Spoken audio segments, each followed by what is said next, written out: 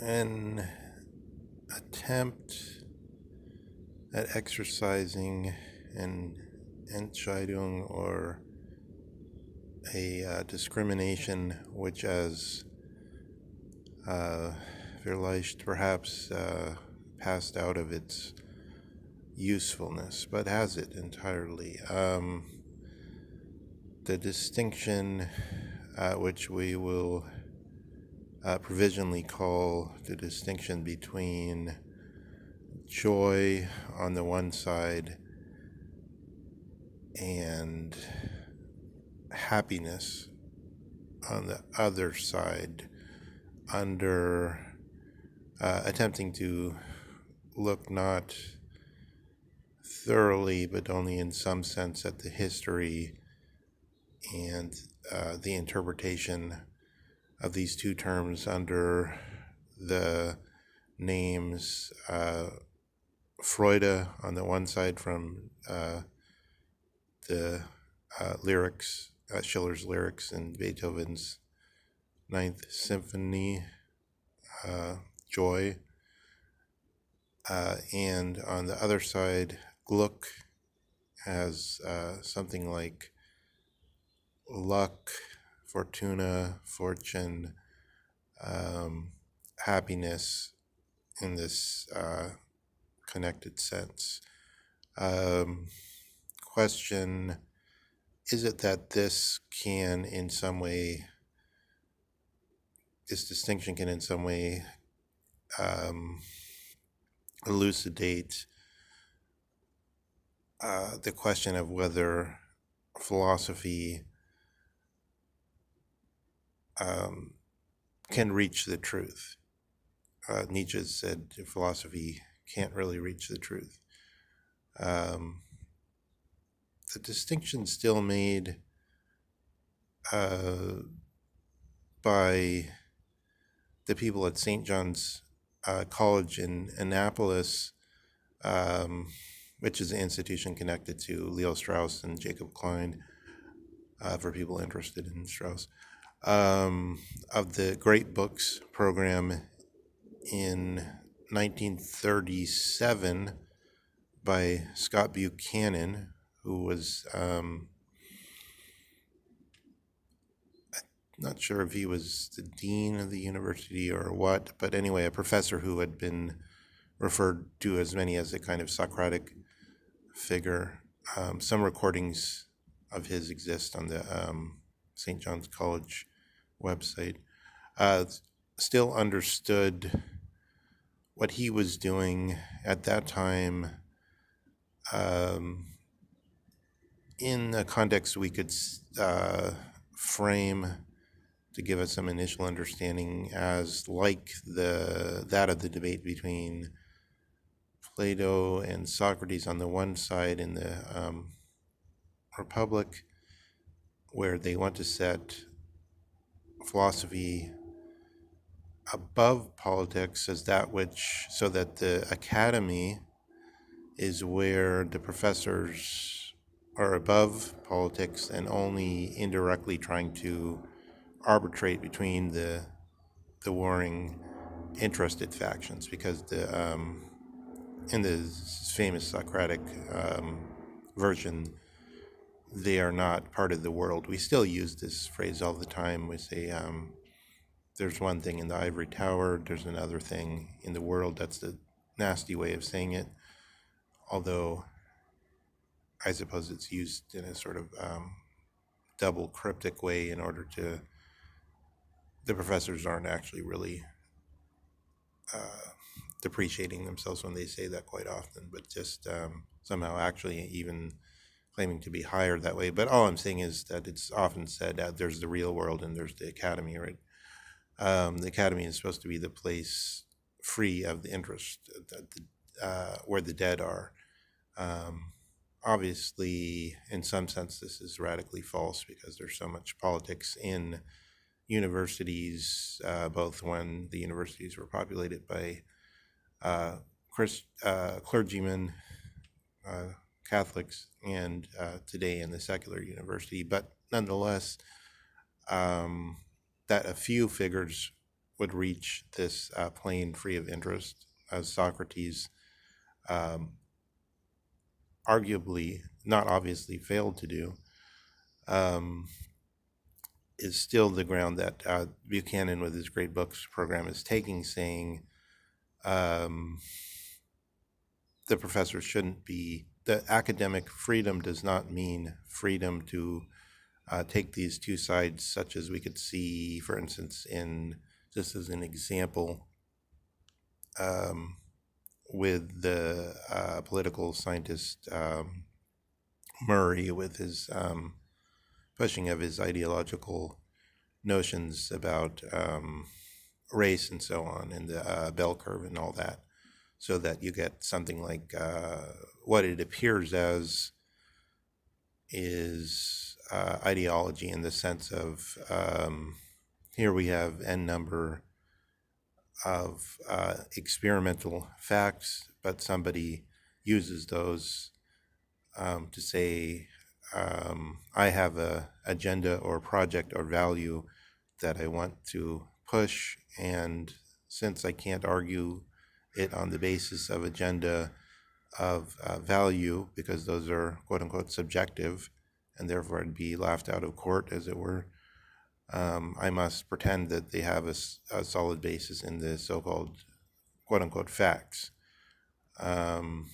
the other side, you could see, so I mean, I'm giving this as an example of, by the older standard, an abuse of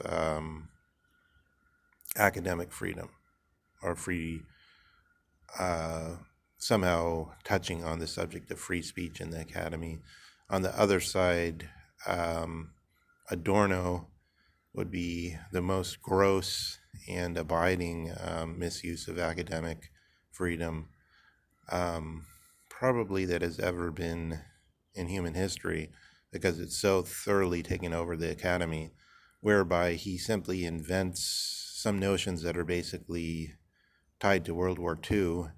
about an authoritarian personality and a democratic personality, and says we must systematically root out all signs of the authoritarian personality. I point you to his, not just his, but some, he and some other social scientists carried out some surveys, and it was, I believe the name of the book, it's a large book called The Authoritarian Personality, which is really just like a social science research project with a lot of interviews of people, and a lot of the kind of stuff Jordan Peterson did, so-called representative findings, because you have large enough numbers, and you have a certain methodology, and therefore it's no longer human or anecdotal evidence. It's no longer experience of you or I, but it's supposedly empirical scientific data. So those, by the older standard, would look like abuses of the so-called academic freedom. But is there actually this non-partisan rather than neutral would signal somehow a lower thing, empiricism in the sense of repetitive experiments with no human meaning, but rather nonpartisan in the sense of above interested disputes of passionate people,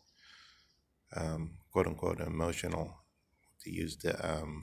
vague term, the vague modern term. So on the one side, could we set, going back to what I was saying in the beginning, on the one side, could we set, say, Dugin and myself on the side of, let's call it Geschichte, fate, destiny, Gluck, this which Zizek opposes, and on the other side, Zizek and Agamben, let's say, on the side of this so-called Freude, or the bliss. So let me try to do a little interpretation on that. Taking the Ninth Symphony, for instance, so Nietzsche says there's this very trenchant observations Nietzsche makes about music, I recommend to everyone looking closely into those. But a broad stroke is that he says there was a time when the Germans were making music which uh, spoke to the whole of Europe. So it's clear that the Ode to Joy spoke to the Aufklärung spirit, and the very word Aufklärung as a German word, as Kant's word, spoke to the whole of the European spirit, to this sense of joy at the rising up and destroying of all things, of the emancipation of the serfs, for instance, as the Alpha Boom. Something has been destroyed, the institution of serfdom, but the destruction is not negative, but it's bringing up to a higher level of this equal protection of all under the law, free of any class stratification or cultural, racial stratification. Of course, that wasn't actually achieved in Prussia at the time, but not until the Weimar period, when it was forced on by the French. But some visible changes in the customs and the habits in the daily life were there at the time. So this signaling, this Freude, Goddess Funken, divine spark, this lyric that burst into the Ninth Symphony, this speaks of this which Zizek embraces, and I'll say Zizek embraces this under the title of love, which he usually signals as romantic love, but you could see that love is also, in many complex ways, part of the Platonic, Socratic, and the Catholic tradition, the Sacred Heart,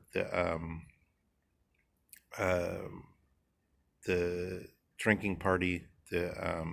eros as this which is the motive force to rise to the highest thought on what the Aristos or best conception of an idea, for instance, that dike or justice in its best sense is that which improves the citizen, and that the statesman should be like a doctor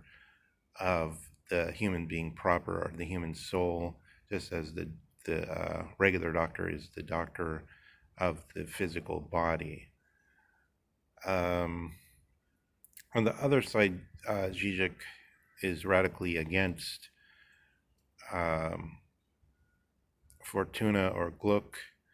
or happiness, in this sense of something that exceeds this which can be controlled. And so the reference point would be, amongst others, historically,